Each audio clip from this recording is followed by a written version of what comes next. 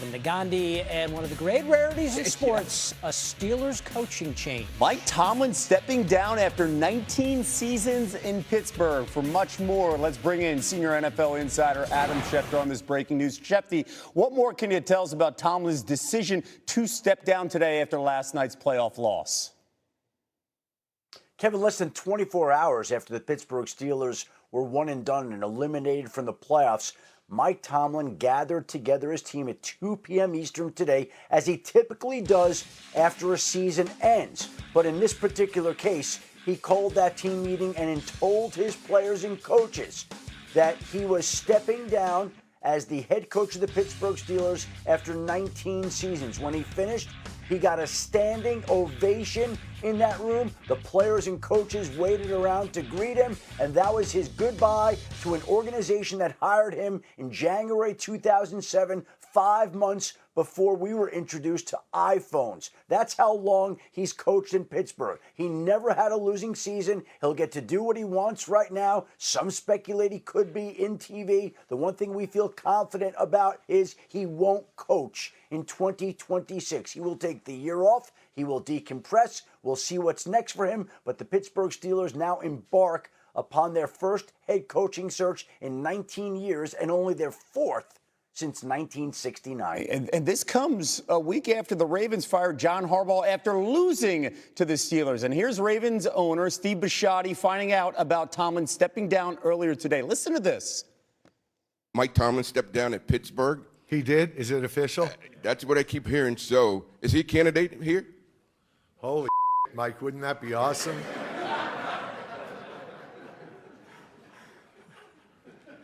Only if John takes the Pittsburgh job. Can you imagine? Nothing like getting a real-time reaction from a rival owner. As we take a look at the AFC North, they got 3 head coach openings. Like Harbaugh, though, there would be a strong market if Tomlin decided to coach again. I know you touched upon it. What's next here, big picture-wise, for the 53-year-old Tomlin? Kevin, I really believe in talking to people, this was a decision that Mike Tomlin knew was coming all along. It had been building in him to the point where he knew that he was going to step aside. Now, again, every television network will want Mike Tomlin for 2026. It'll be up to him whether he wants to do that or whether he simply wants to decompress and wait for coaching offers to come his way next season. Keep in mind, the Pittsburgh Steelers retain his contractual rights. He had a year left on his contract. So anybody that wants to go hire Mike Tomlin then would have to compensate the Pittsburgh Steelers the way that the Denver Broncos compensated the New Orleans Saints to hire Sean Payton. But for the time being, he's done with football. He needs a break. He looked tired this season. 19 years doing that job wears on anybody. It wore on him, and it's time for him to get a well-deserved break away from the game. Adam Schefter with the very latest on Mike Tomlin stepping down after nearly 2 decades as the Steelers head coach. For much more, let's go to D. Lloyd. Thank you, Kev. Mike Tomlin has his staunch supporters and his detractors, and each had stats to buttress the pro-Tomlin crowd, pointing to his remarkable run. 19 straight seasons, 500 or better, simply the longest streak to start a career all time. Of course, won Super Bowl 43 along the way. Now, the critics would counter with this. Tomlin's teams have lost 7 straight playoff games. That is tied for the longest streak by any head coach in NFL history. Our NFL analyst Marcus Spears joins the program now. Marcus, players seem to just love Tomlin. The fan base a little impatient and frustrated with the team's lack of playoff success. Just give me your gut reaction to Tomlin's decision to walk away now. Yeah, I mean, my first thought when the news came down was how phenomenal of a head coach he's been. You know, the fan base is obviously still a nation, and they've experienced a lot of success. And obviously, they just wanted more in the playoffs. And I think last night was a part of, you know, a little bit of the angst that they've had for a number of years. But that is no indictment on how successful Mike Tomlin has been. He's going to be a Hall of Famer. He's a Super Bowl champion. He was a very young coach that kept an organization and a franchise relevant, and he won a lot, a tremendous amount. Even without having franchise quarterbacks for like the last 7 to 8 years after Ben Roethlisberger departed this football team. The other thing is this too, man. Like, good things come to an end.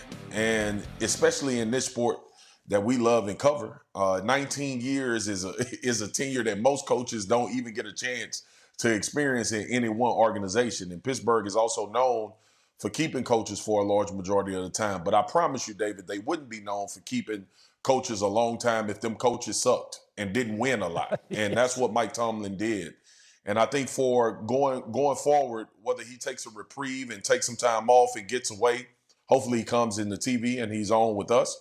But it'll be a chance to recalibrate, reprogram, and kind of see the landscape of the NFL if he wants to get back into it. But just a successful coach and a Hall of Famer and a Super Bowl champion winning head coach is how he should be remembered as a Pittsburgh Steeler, and kept his team at a level of relevancy for all of his tenure while coaching football in Pittsburgh. Yeah, and way to get the early recruiting pitch in for his services. Nice work out of you. Yeah, he got to come on. Hey, listen, nowhere else to go, David. Just come on. Just come on. All right, but listen, the Steelers and Ravens now both have head coaching vacancies. We know Baltimore's got a two-time MVP at quarterback. Steelers have questions at that position, but as you said, they boast a really strong organization. So assess the attractiveness of each job, starting in Pittsburgh.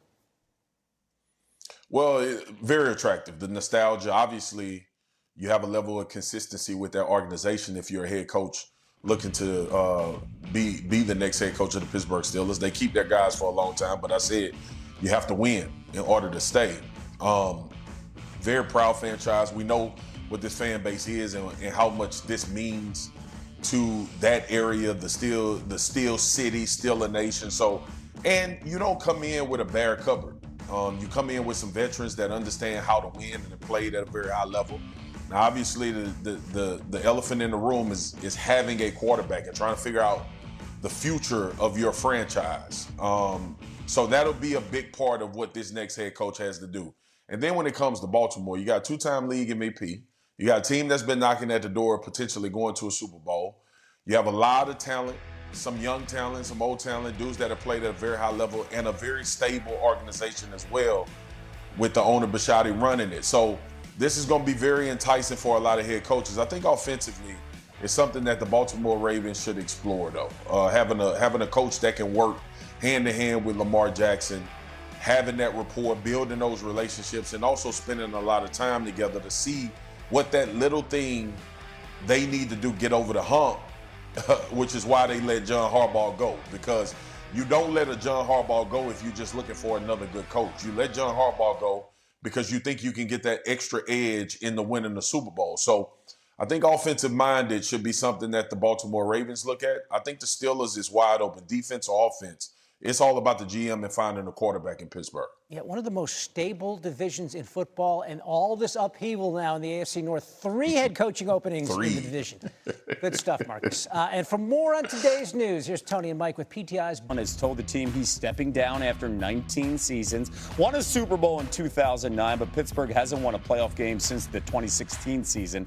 He finishes as the Steelers' all-time winningest head coach. Never finished below 500 in his 19 seasons. That is a record. First 19 seasons for any head coach in the league. On the scene, we'll have much more coming up. Let's read this statement in part from Steelers president Art Rooney. During our meeting today, head coach Tomlin informed me that he has decided to step down as our head coach. Obviously, I'm extremely grateful to Mike for all the hard work, dedication, and success we've shared over the last 19 years. My family and I and everyone connected to Steelers management are forever grateful for the passion and dedication Mike Tomlin has devoted to Steelers football, as promised. On the scene, the Steelers facility here is Steelers reporter Brooke Pryor. She joins us now. Brooke, what's been the reaction to this surprising news today?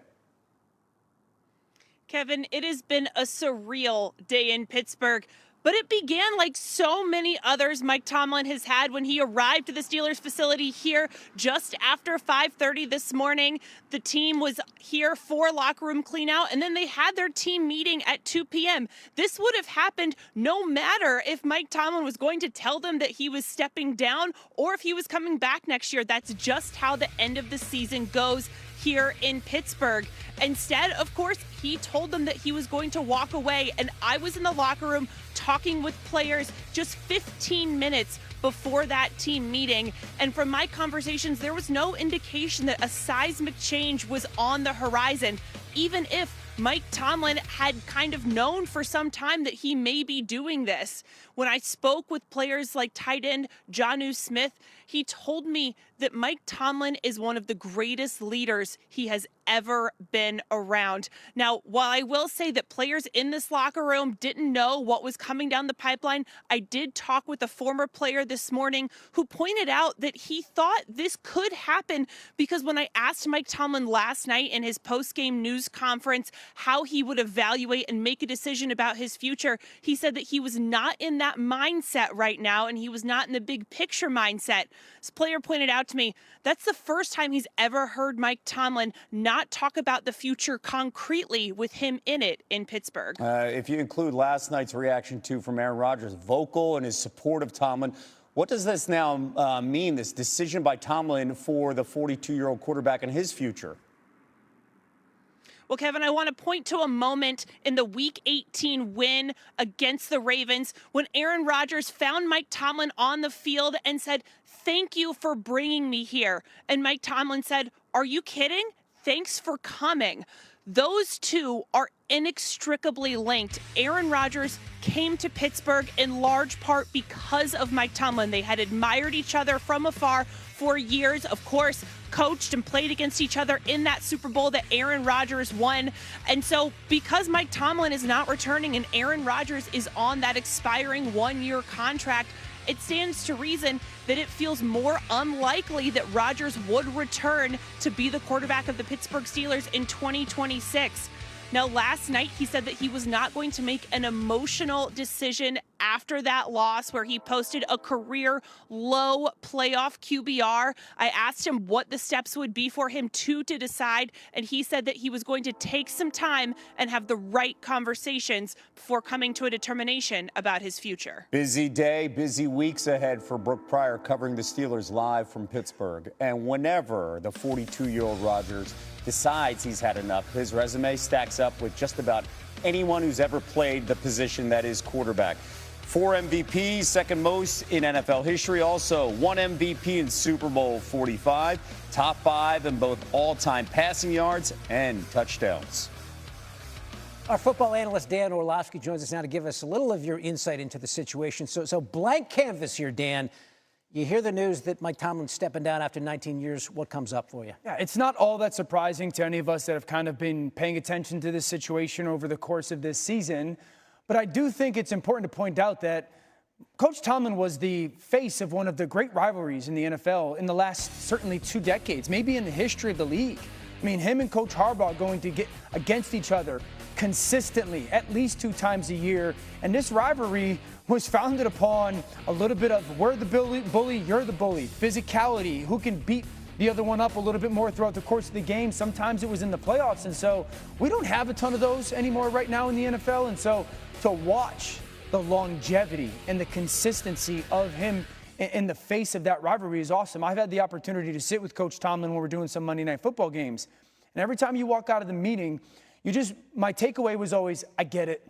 I understand why he is so good and he is so successful, and the Pittsburgh Steelers have won for so long because the wisdom, the way with words, the way he can communicate with people, the leadership that he has, it's rare. And that's why this organization has been so good for so long. This is an impactful day. This is one of the blue blood organizations, one of the original faces of the NFL as a football team. And they don't do this often, have to replace a coach. And I understand that he steps down, but they've had 3. And so this is a really big event in the history of our league that the Pittsburgh Steelers now will be hiring another head coach the first time in almost 20 years. The players certainly had his back. Aaron Rodgers, we heard him stoutly defending Mike T last night after the loss.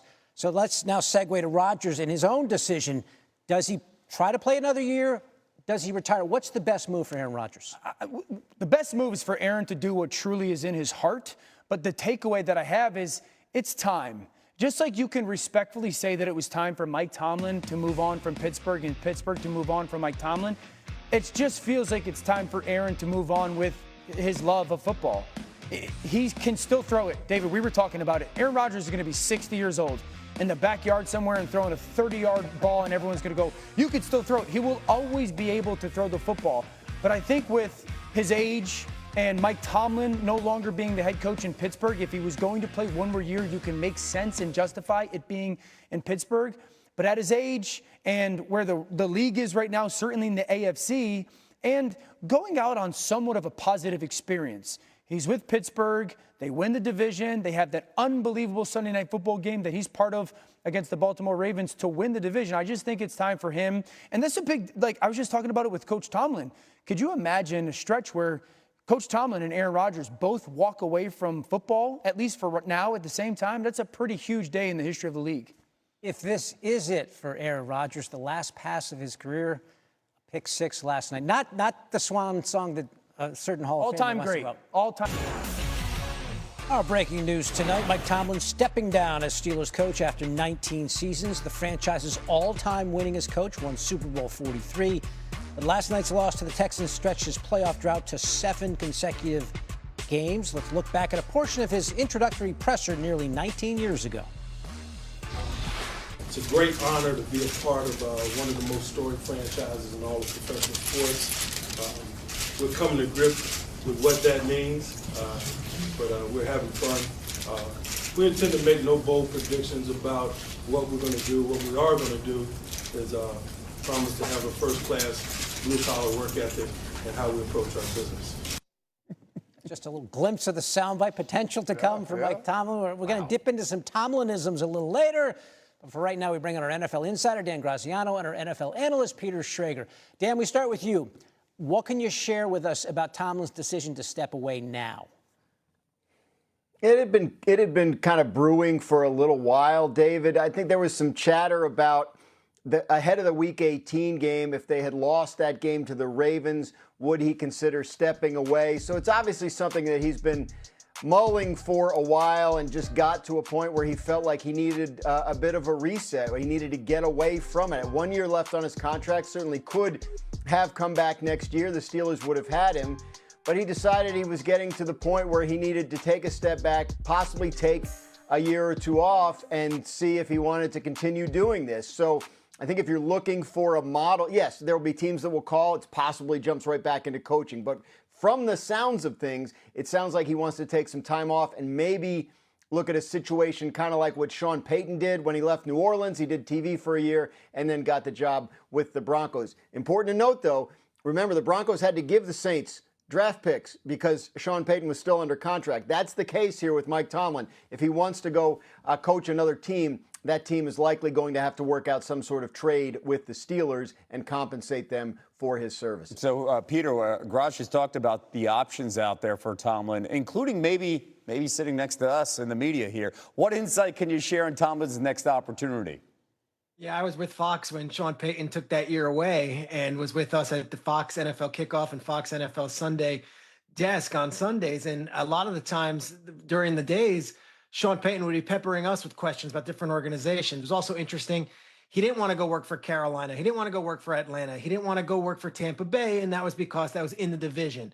And he wouldn't want to do that to Mrs. Benson. So it was actually almost amicable, his leaving and him going to Denver, which was never really a true rival, and they figured out that compensation.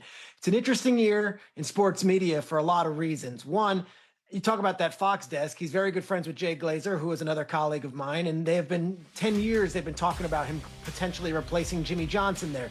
That makes sense.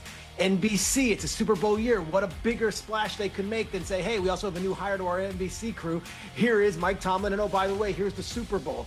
Then you talk about us. We're going into a Super Bowl year. Could he join us? Amazon, of course, and then Netflix is suddenly in the game and could say, we can give you boatloads of money and you can join us, and the load won't be every week. We'll just call you on those big events. And lastly, Matt Ryan just left CBS. There's an open seat there. So Mike Tomlin's going to have his choice, and the Steelers still have his rights, not only for next year, but for the year after that, as there was 2 years left on his contract where they were paying him $20+ million.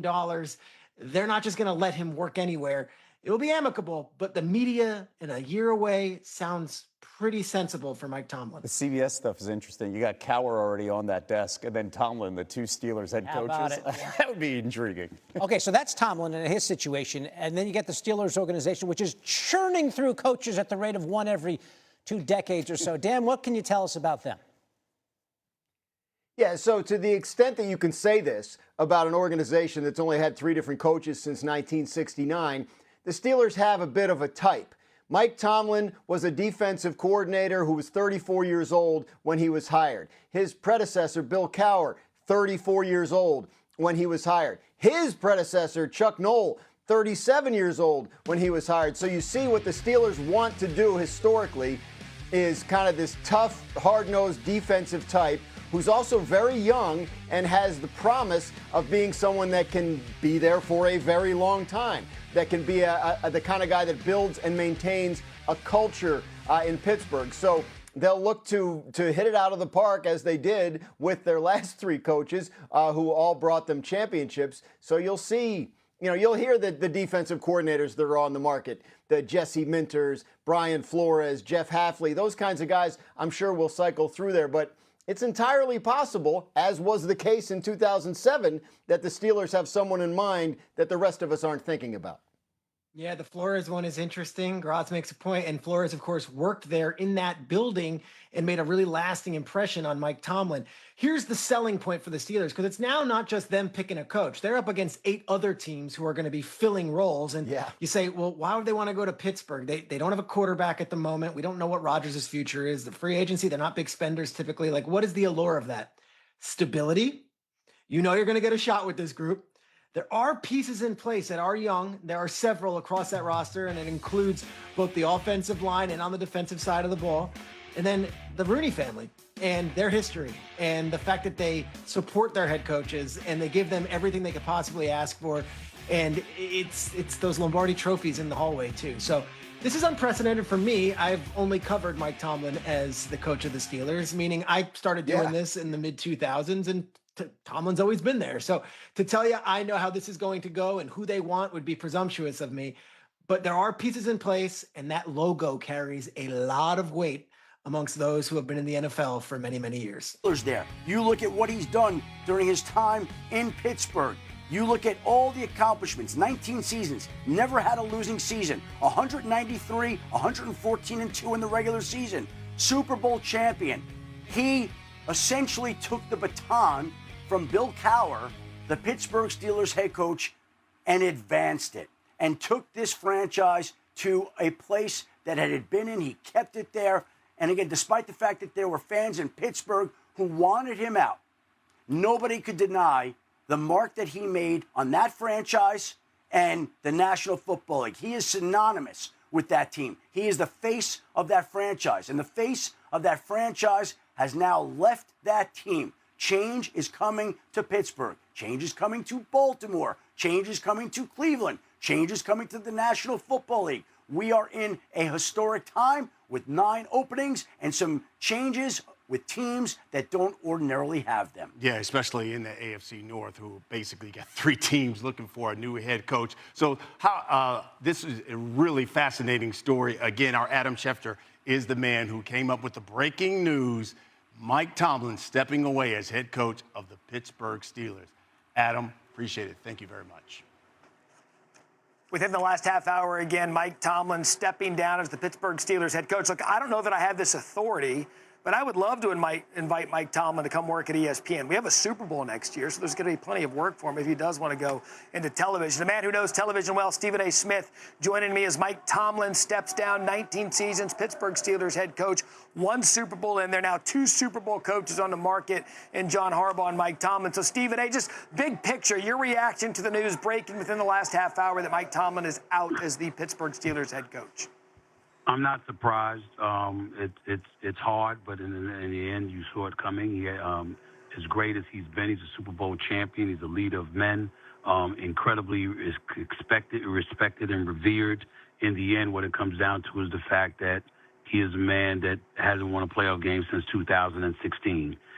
They've lost their last 7 playoff games. They were outscored 73-0 in the previous 6 in the first quarter. They've trailed by over 21 points in every single playoff game over that time period. So it gives the impression that they weren't really a team that belonged in the playoffs, even though they got there. So you look at the situation and the circumstances and you say, hey, you know what, as a team, it is what it is. The Steelers are good. They're not great. They're right in the middle, which means that you don't stink enough to really get a high draft pick and build from that regard, and you're not great enough to legitimately compete for a championship. That's the worst place to be in. And finally, Steelers fans had started chanting for his, departure. And Mike Tomlin's a prideful man that knows what he's about and knows what he's accomplished. And if folks don't want him bad enough, he thought it was time for him to go. So I respect his decision. And Stephen A., he's a top-flight coach now. And you heard Adam Schefter say it a moment ago, maybe this is a domino effect. Maybe some other owners are taking notice and say, well, wait a second, Mike Tomlin's on the market, John Harbaugh's on the market. Right. There's some really good coaches out there. I would imagine there would be teams lined up, if they have a vacancy or not, to bring in Mike Tomlin. Yeah, you would imagine so, because if you give him a quarterback, he can do some things. The reality is he really didn't have a quarterback since Ben Roethlisberger departed. The Russell Wilsons, the Justin Fields, the Mason Rudolphs, the Mitchell Trubisky's, people like that, that wasn't going to cut it. So Mike Tomlin knew that. So the next destination needs to definitely be somebody that has a quarterback, no doubt about it. How do you view the Pittsburgh Steelers organization as a whole? At this point in time, mediocre. I think that's their biggest problem. Their biggest problem wasn't coaching. I think their biggest problem was organizationally, because they're not what they needed to be. I've got to get ready to run. Oh, go ahead. Yeah. I've got to get ready to run, but I would tell you the next coach, a Mike McDonald, a Liam Cohen, they need to find that guy just like they found their Mike Tomlin. That's what they need to do. This would only be their fourth coach since 1969. So we'll see what they do. You wonder, too, Stephen A. Smith making some time for us on a busy day. You wonder, too, what kind of move the Pittsburgh Steelers are willing to make, what kind of coach they bring in. Are they going to bring in a guy that's got NFL head coaching experience? There's a guy like Robert Saleh sitting out there. He went back to San Francisco after being with a franchise like the New York Jets. There are so many names that could be dropped for the Pittsburgh Steelers. And the one thing that they know, we talked about it with Adam Schefter, with Dan Graziano, with Jeff Saturday, the one thing you know in Pittsburgh, you were going to get time to develop the franchise. He was given 19